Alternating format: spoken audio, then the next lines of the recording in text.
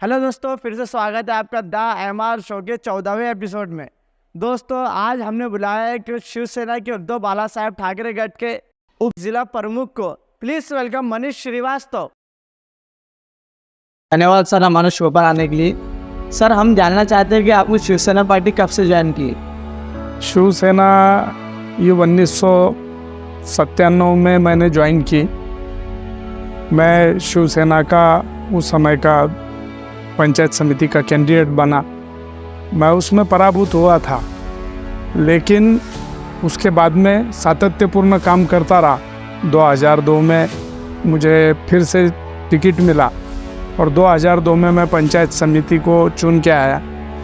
बाद में मैं 2005 में हुकरदन पंचायत समिति का उप सभापति बना। उस समय मैंने संपूर्ण स्वच्छता अभियान में बहुत बड़े पैमाने पे काम किया। बिल्कुल। और उसके कारण हमारी पहचान बनी। मुझे लोग आंगनबाड़ी मुक्ति का उप सभापति बोलते थे जी। तो इस तरीके से शिवसेना के माध्यम से 80% समाजकारण 20% राजकारण के द्वारा हमने काम किया हुआ। सर, कई सालों से बीजेपी सरकार के साथ उद्धव ठाकरे साहब ने शिवसेना ने काम किया है, लेकिन अब नहीं, इसके अलग होने की वजह बता सकते हैं आप? देखिए, शिवसेना लगभग 25 साल से बीजेपी के साथ में अलायंस में थी, लेकिन वो काम करते समय उद्धव साहब को अमित शाह ने जो शब्द दिया था, हिंदू हृदय सम्राट बाला साहब ठाकरे जी, इनके उस मंदिर में शब्द दिया था कि सत्ता और पदों का समसमान डिस्ट्रीब्यूशन होगा और उसमें शिवसेना को भी मुख्यमंत्री पद दिया जाएगा। तो इस वादे से भाजपा मुकर गई और जैसे उनको 2014 में 120 सीटें मिली थी, तो जी, उनको शरद पवार साहब ने बाहर से पाठिंबा दे दिया था। बिल्कुल। तो उनको ऐसा लगा कि इस बार भी वैसे ही होगा और शिवसेना की जरूरत नहीं पड़ेगी। बिल्कुल। और इस घमंड में आके उन्होंने दिया हुआ शब्द तोड़ा। इसलिए उद्धव साहब ने महाविकास आघाड़ी के माध्यम से आज खुद के अपने बलबूते पे खड़ी है। सर, झालावाड़ लोकसभा के इलेक्शन में अभी शिवसेना के कार्यकर्ता ने खूब जमकर डॉक्टर कल्याण कांडे का साथ दिया, तो जीतने के चांसेस के बारे में आपकी क्या राय है? देखिए, इस बार का जो चुनाव हुआ तो इसमें डॉक्टर कल्याण कांडे साहब महाविकास आघाड़ी के उम्मीदवार थे जी, और उनके जीत के आने के पूरे चांसेस है। शिवसेना उद्धव बाला साहब ठाकरे ने जी, 6 लोक विधानसभा मतदार संघ में, जैसे कि पैठन, सिल्लोड, फुलंब्री, जालना, बदनापुर, भोकरदन, ये 6 विधानसभा मतदार संघ में बहुत ताकत से काम किया। ये चुनाव किसी नेता का था ही नहीं। शेतकरी, सर्वसामान्य जन समुदाय, मराठा बांधव और सभी लोगों का ये चुनाव था। ये चुनाव जनता ने अपने हाथ में लिया था। इस चुनाव में डॉक्टर कल्याण कांडे ये चुन के आ रहे हैं, इसमें कोई शक नहीं। सर, भोकरदन जहानाबाद तालुके से विधानसभा के लिए उद्धव बाला साहब ठाकरे घर से कोई लड़ सकता है? बिल्कुल लड़ सकता है। 2014 में जब शिवसेना भारतीय जनता पक्ष की युति टूटी थी जी, और शिवसेना स्वबल पे लड़ी थी, उस समय भोकरदन विधानसभा मतदार संघ में शिवसेना ने 38,000 वोट हासिल किए। ये 38,000 वोटों की बहुत बड़ी संख्या शिवसेना के साथ थी, साथ है, साथ रहेंगी। और उसके साथ साथ जो 2019 का चुनाव हुआ, बिल्कुल, उसमें यहाँ के संतोषराव दानवे जीत के आए जी, वो यूपी में से जीत के आए ठीक है। और चंद्रकांत दानवे साहब पराभूत हुए, तो उनका पराभव का अंतर 27,000 से ज़्यादा वोटों का, 32,000 वोटों का अंतर था। बिल्कुल। तो इतने मार्जिन से जब वो हारे, तो इस जगह पे नेचुरली शिवसेना उद्धव बाला साहब ठाकरे का क्लेम है जी, हम वो क्लेम हमारे पार्टी के पास में देंगे। हमारे पार्टी प्रमुख को हम यहाँ पे जीत के आने की हमारी संभावना कैसी हो, सब चीज़ें रखेंगे। लेकिन किसी ने ये नहीं समझना कि शिवसेना बोले तो चुनाव में से बाजू में हट जाएंगी वगैरह। नहीं, हम पूरे ताकत से उतरेंगे, शिवसेना लड़ेंगी और जीतेंगी भी। फानूस बन के जिसकी हिफाजत हवा करे, वो क्षमा क्या बुझे जिससे रोशन खुदा करे। यहाँ पर अगर उद्धव बाला साहब ठाकरे का आशीर्वाद है तो यहाँ का चुनाव शिवसेना आराम से जीतेंगी, पूरी ताकत से जीतेंगी और शिद्दत से जीतेंगी। सर एक मुद्दा है जो चंद्रकांत पाटिल दानवे के कार्यकाल में भी नहीं हुआ और संतोष राय साहब पाटिल दानवे के उसमें भी नहीं हुआ, पानी का मुद्दा जो बहुत दिनों से चल रहा है सर, और बहुत सारे लोग उस पर आवाज़ भी उठा रहे हैं। इसके बारे में आपकी क्या राय है?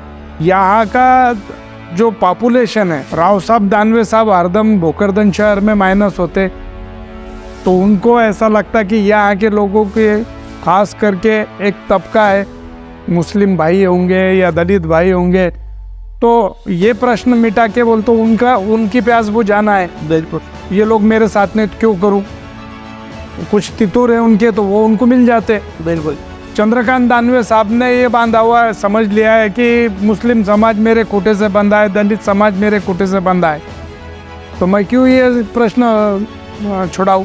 भोकरदन शहर के जनता के लिए मैं आपको एक शेर बहुत बताता हूँ कि लहरों को शांत देखकर ये न समझना कि समंदर में अभी रवानी नहीं, लहरों को शांत देखकर ये न समझना कि समंदर में अभी रवानी नहीं, भोकरदन की आवाम जब भी उठेंगी तूफान बन के उठेंगी, बस उठने की अभी ठानी। बिल्कुल। 1 जून से सुरेश पाटिल तळेकर इनका आंदोलन शुरू हो रहा है, उसके बाद में हम खुद जिलाधिकारी महोदय की मुलाकात लेके ये प्रश्न मिटाने के संदर्भ में बात करने वाले। एक्चुअल में आप एक चीज़ समझ लीजिए कि भोकरदन शहर का पानी प्रश्न मिटाना बहुत आसान चीज़ है। ये शहर को 1 महीने के लिए टैंकर का खर्चा ये 60 लाख से भी ज़्यादा आ रहा है, और वहाँ पे बिजली का बिल सिर्फ 48 लाख रुपए बकाया है।